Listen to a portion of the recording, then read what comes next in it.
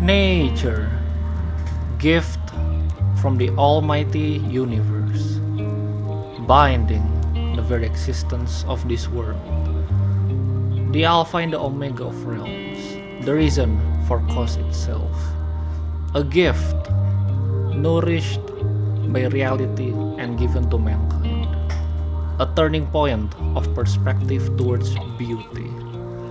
It has become the standard for men to live, abiding to the laws of nature itself.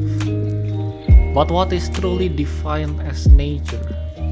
Is it the Rubicon that sets apart true beauty and blatant ugliness?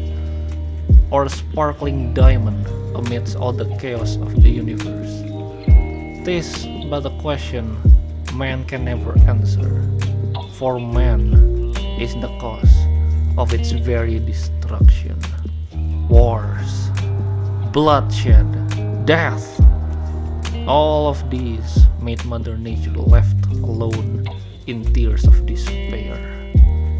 As more men walk on this world, more destruction made, leaving nature in agony.